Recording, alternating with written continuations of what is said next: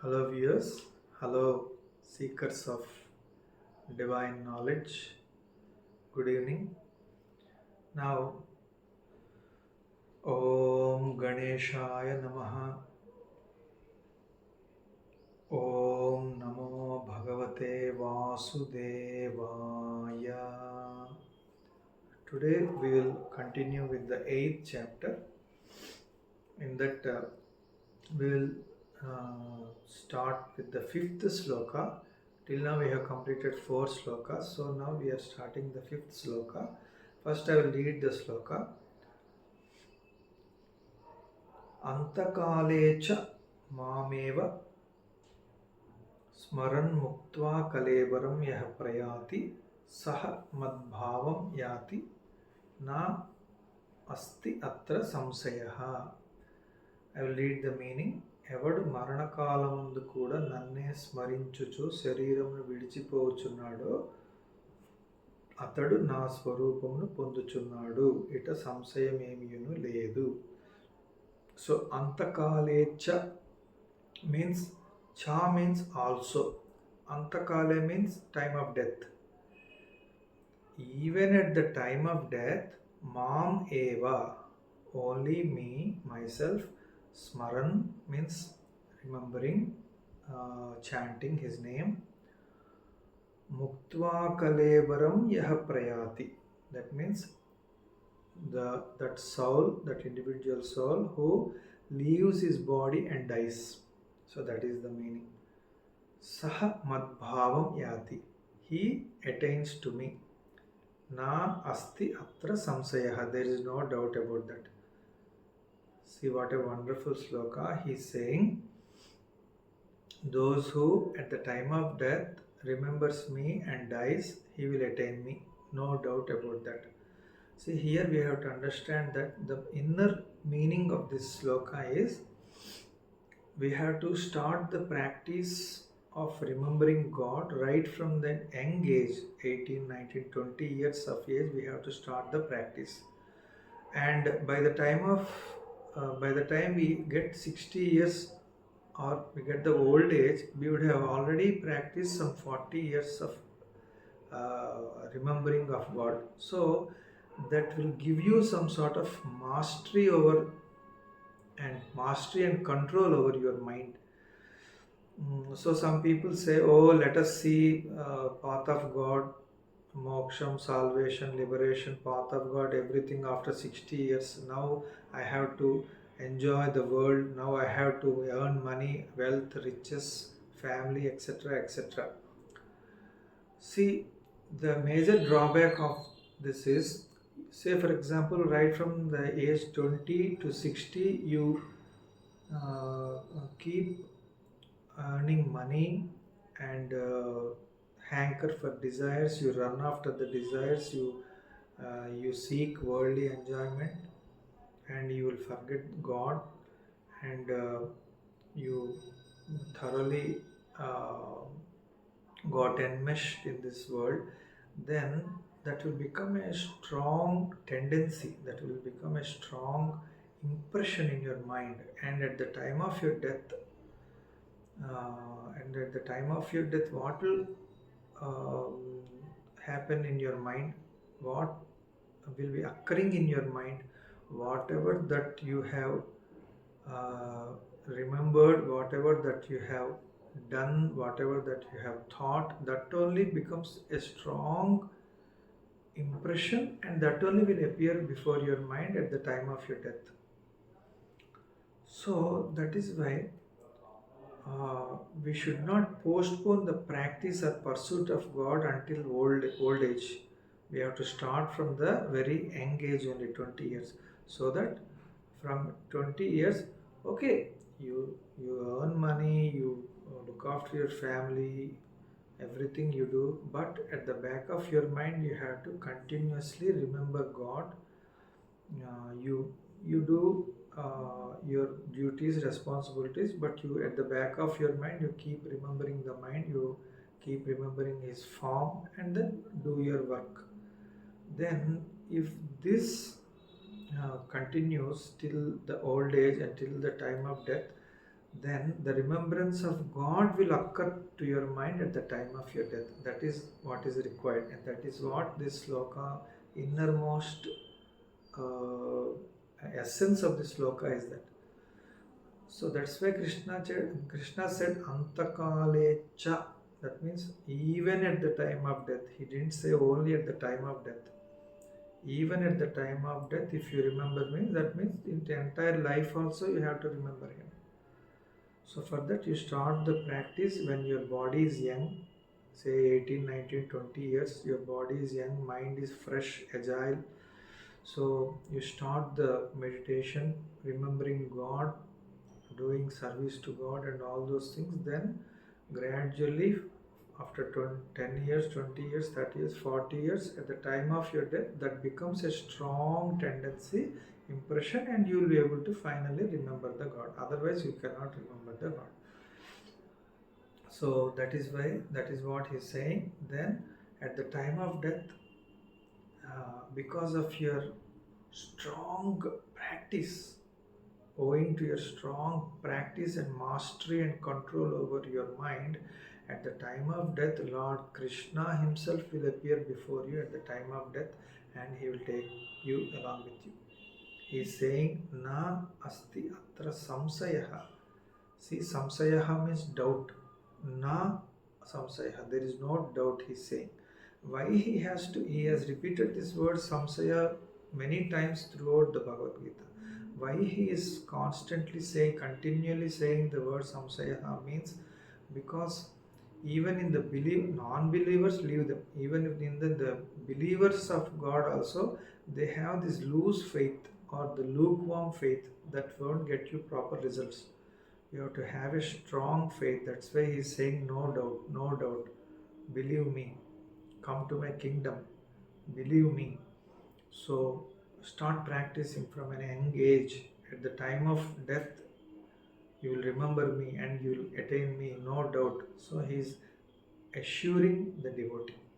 So that is all about this sloka. Now we'll move on to the next sloka, sixth one. Yam yam vapi smaran bhavam tyajatyante kalevaram. Yam yam vapi smaran bhavam tyajati ante kalevaram. Tam tameva eti kaunteya sada tadbhava bhavitaha. Wonderful. I will read the meaning. ఎవడు మరణకాలమున ఏ భావమును చింతించుచు దేహమును వీడునో వాడు అట్టి భావము యొక్క స్మరణ చేయగలిగిన సంస్కారం కలిగి ఉండుట వలన ఆయా రూపమునే పొందుచున్నాడు. See, both very dangerous and both very wonderful also. This purport of this meaning. What Krishna is saying is, at the time of death, whichever object or a person or a living being or a non-living being or a desire or an image, whatever you will appear before your mind at the time of death, you will attain that only in your next janma, in your next birth. See how very dangerous if you keep remembering the worldly enjoyments at the time of your death. Again, you will attain this suffering. Full of this world full of suffering only in your next birth. So to attain God, we have to remember God only. So I will two beautiful examples. First example is of Jadabarta, a sage called Jadabarta. Jadabarta, actually his name is Bharata. He is a king. He has ruled the kingdom very nicely. He took care of his people very nicely. And at the age of 50 years, he renounced his kingdom, gave the kingdom to his son, and came to the took resort into a forest, refuge in a forest to attain God. So what will happen? He does very good penance. For about 5 years, 10 years, 15 years, he meditated, he did penance, he performed austerities, he remembered God, and he was doing very nicely. So, slowly his time of death gradually approached, and And before that, few years before his death, an incident happened. A, a deer gave birth to a baby deer and died. So this incident, this king Bharata or the Jada Bharata saw that, and obviously it became his duty and responsibility to protect the baby deer and uh, upbring it. So he brings that baby deer to his ashram, that means to his hermitage, and he slowly gives the baby deer food, water, and a nice place to sleep and all the protection, and slowly it begins to grow. So unfortunately, this sage Jadabharata is very much infatuated, becomes very much infatuated with this baby deer, because it was looking so cute with all its antiques, and also he was very much fond of that baby deer, and gets very much infatuated with this, so much so that at the time of death also, he remembers that baby deer only. Oh, if I die, what will happen to this baby deer? Who will take care of this? And thinking so and so, he dies. And unfortunately, he attains the birth of a deer only in the next life. See, he renounced his kingdom, riches, wife, child, wife, son, all the kingdom, riches, everything, and came in pursuit of God. Here he got infatuated and attached to a baby deer and died with its thought, and again, unfortunately, took the form of deer only. So, how very strange is the Maya, illusion, delusion. So, we have to be very careful from the beginning only, even at the young age. So, I will give you the second example, worth listening, beautiful example of a devout Brahmana called Ajamila. Ajamila was born to Brahmana parents. He was a very good devotee of God. He daily used to come to forest to collect twigs and branches and wood for the holy rites. So one day also, one fine day, he comes to the forest to collect twigs and branches and wood for the holy rites. As he was returning, he sees one girl.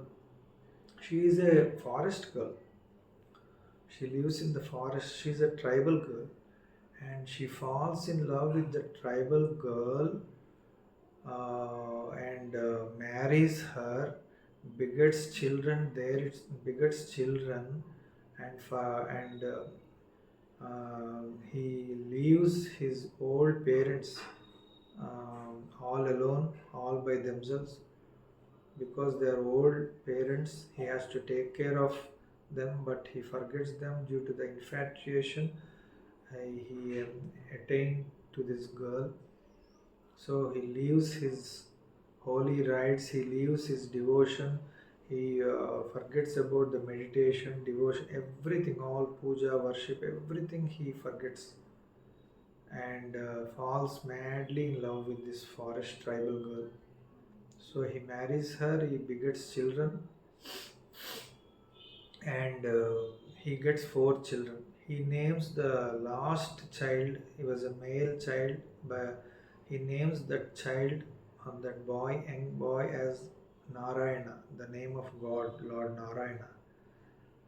Okay, so the life, he commits so many sins, like killing so many animals unnecessarily for the sake of food, and he also robs all the people who use he used to pass through the forest. He robs them of their money and gold. He commits, because of his association with the forest tribal people who live like that. So what will happen? One fine day, his death approaches, and by the time of his death, the messengers of Lord Yama, the god of death, comes there and want to take him to hell. Why? Because he has committed so many sins. Not one or two or 10 or thousands of sins he has committed. So they come. And this fellow Ajamila sees them and sees their terrible forms, fierce forms, and gets afraid. And due to the fear, he calls his youngest son by his name, Narayana, Narayana, please come to me. Please come to me. So he repeats the name Narayana. Please note this point. He repeats the name Narayana, please come to me. See who has come, and like that. And instantly what will happen? The messengers of Lord Narayana, Lord Vishnu also came from Vaikuntha. And there was a dialogue between the messengers of hell and messengers of this heavenly abode or of Lord's abode. So when these messengers of hell, they want to take this Ajamila to hell, uh, these messengers of Lord Narayana um, refuse such an act. Then they are shocked. Those messengers of hell, they are shocked. Why? He has committed so many sins. His right place is hell only. Why you have come and why you want to take him with you? Then the messengers of Lord Narayana, they say, yes, he has committed so many sins, but what you must know is at the time of death, he has uttered the Supreme Lord Narayana's name several times, multiple times. Narayana, Narayana. May it be due to fear or may it be due to devotion, whatever it may be, if you take the name of God at the time of death or remember his holy form at the time of death, then all his sins will be destroyed and we have to take him to abode of Narayana. Now you leave. So they leave and remembering, and this Ajamila, he is all the while listening to the conversation between these two messengers, and he becomes emotional and he sheds tears of joy. Oh, what a miracle! I have committed so many sins all throughout my life, being a Brahmana and devotee of God. But at the time of death, I called my son Narayana, and now I am getting the rich benefit of going to the abode of Lord Narayana himself. And so saying, he sings the praise of Lord Narayana. Oh Narayana, Narayana, hey Vishnu, you have saved me. So this is the story of Ajamila. See, so you have to, this is the topmost secret in spiritual life. So, but then you may think that, okay, so what will happen? We will definitely try to remember Lord's name or form at the time of death. So we let us practice that after 60 years of my age. No, you can't do that. You observe anybody. You observe your near and dear. Anybody. You observe your friends, relatives, near and dear. Once you reach at the age of 50 or 60, all your the tendencies which you have obtained, all inclinations that you have obtained all through your life will become permanent. It's very difficult to alter them or change them. So this point has to be noted. You write down in a book this point. In fact, you write down all the important points you have been listening through these videos on Bhagavad Gita. Then only you will be able to remember them. Otherwise, you feel that you understood and remember, but after closing this video, you'll forget it. So these are the two examples that is Lord Krishna is saying. So at the time of death, whatever you remember, you attain that in the next birth. Next birth. So the next sloka, okay, we'll move on to the next sloka, seventh one. Tasmat sarveshu kaleshu mam anusmara yudhyacha mayarpita manobuddhihi mame veshyasi asamsayaha. I will read the meaning also. కాబట్టి ఎల్లకాలములందును నన్ను స్మరించుచు యుద్ధమును కూడా చేయము. ఈ ప్రకారముగా నాయందు సమర్పించబడిన మనోబుద్ధులు కలవాడవైనచో నీవు నన్నే పొందగలవు, ఇట సంశయము లేదు. So what is it? తస్మాత్, దట్ ఈస్ వై. సర్వేషు కాలేషు, ఎట్ ఆల్ టైమ్స్. మాం అనుస్మర, you remember me. Yudhyacha, you do the war also. Here war means because Arjuna is a warrior and a king, that is his duty. But for us common people and ordinary people, our duties and responsibilities that we have to do in our daily life, he is talking about that. Ma manusmara yudhyacha, you keep repeating my holy name, you keep remembering my divine form, and also yudhyacha, do your war. That means do your duties, do your responsibilities. How beautiful. See, that means in the foreground daily you will be doing your job or business or your household duties or whatever it may, study or whatever.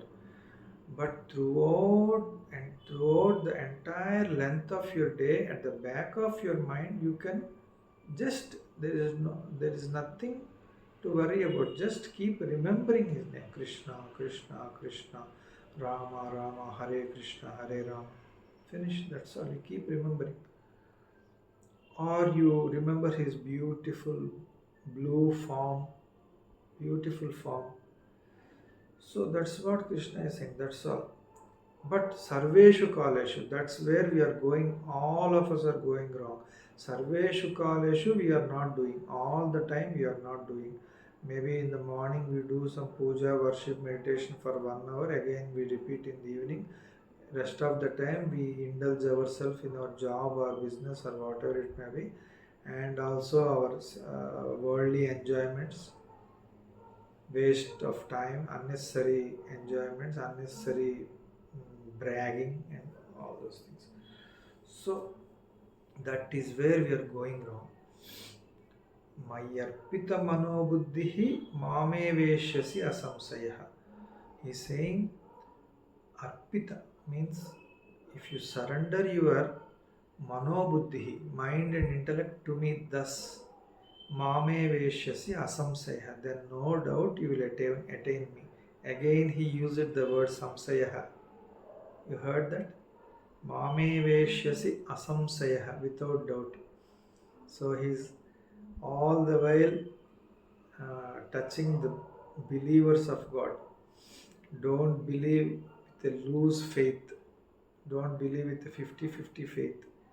You have a strong faith. So mayarpita manobuddhi. Why he has to say manobuddhi, mind and intellect? He just would have said in mind only, because intellect is that which is able to control the mind. Intellect is more powerful than the mind. Intellect, all throughout your life, it plans your life. It will say what is good or what is bad. So if that is on the God-minded, if that intellect is God-minded, then it will try to eliminate all the obstacles in your spiritual life, pursuit of God, tries to clear all the obstacles and makes you progress in the pursuit of God. Otherwise, if it is worldly minded, it will be called as a perverted intelligence. It will drive the mind accordingly only. So it will hanker for desires, it will hanker for money, wealth, power, name, fame, whatnot. So that as is the intellect, so is your life. So will be your life. So he's saying, First, sharpen the intellect, make it God minded. Then it will know how to eliminate the obstacles in the pursuit of God. It will slowly try to clear away the obstacles or troubles, sufferings in its own way. It knows a way. Then you will be able to come to me or pursue my path. So you have to, that's why Mayarpita Manobuddhi. So that intellect should be God minded. Then what will happen? So if you constantly remember me, Mayarpita Manobuddhi, then Mame Veshyasi Asamsaya, then no doubt you will attain me only. So that is the meaning of this one. Then we move on to the 8th sloka. अभ्यास योग युक्तेन चेतसा न अन्यगामिना परमं पुरुषं दिव्यं याति पार्थ अनुचिन्तयन्. अभ्यास योग युक्तेन. Abhyasa means practice. Yoga yuktena means, see, this practice, say for example, you are practicing in the path of, say for example, you are daily meditating for 1 hour or 2 hours.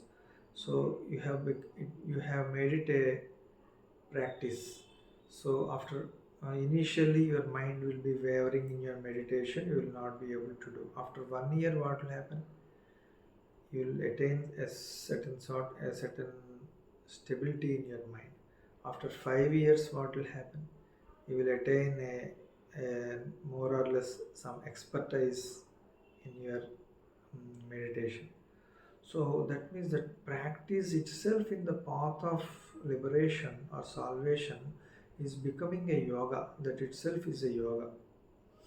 So with that practice, abhyasa yoga yuktena, with that practice, and then with chetasa na anyagamina. That means chetasa means mind, which is na anyagamina. Anyagamina means, anya means other, gamina means desires.